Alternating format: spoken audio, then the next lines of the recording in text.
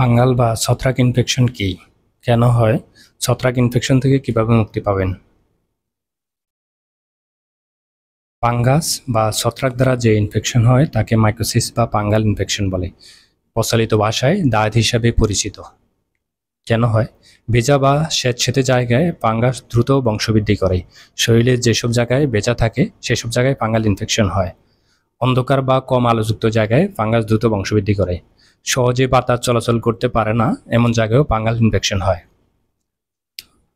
রোগ প্রতিরোধ ক্ষমতা কমে গেলে, দীর্ঘদিন অ্যান্টিবায়োটিক সেবনের ফলে, ফাঙ্গাল আক্রান্ত ব্যক্তি বা বস্তুর সংস্পর্শে আসলেও ফাঙ্গাল ইনফেকশন হয়ে থাকে, কারণ ফাঙ্গাল একটি ছোঁয়াচে রোগ। কিভাবে চিনবেন? ফাঙ্গাল ইনফেকশনের সাথে কম বেশি সবাই পরিচিত। প্রচলিত ভাষায় দাঁত হিসাবে পরিচিত। ফাঙ্গাল ইনফেকশন থেকে কিভাবে মুক্তি পাবেন? ত্বক পরিষ্কার ও শুকনো রাখুন। আন্ডারওয়্যার বা শর্ট প্যান্ট প্রতিদিন ওয়াশ করুন। একবার ওয়াশ করার পর একদিনের অধিক পরিধান করবেন না। আন্ডারআর্ম বা বগলের নিচের ঘাম জীবাণুমুক্ত টিস্যু দিয়ে পরিষ্কার রাখুন। ব্যক্তিগত পরিধেয় কাপড় অন্যের সাথে শেয়ার করা থেকে বিরত থাকুন।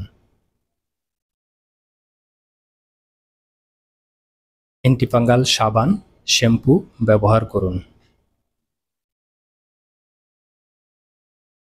ইতিপূর্বে আক্রান্ত হয়ে থাকলে ডাক্তারের পরামর্শ অনুযায়ী অ্যান্টিফাঙ্গাল ওষুধ সেবন করুন। অ্যান্টিফাঙ্গাল ওষুধের নির্দিষ্ট ডোজ ও কোর্স রয়েছে। নিয়ম অনুযায়ী সেবন না করলে অ্যান্টিফাঙ্গাল ড্রাগ রেজিস্ট্যান্স হয়ে যেতে পারে, অর্থাৎ অ্যান্টিফাঙ্গাল ড্রাগ আপনার শরীরে আর কাজ করবে না। ধন্যবাদ।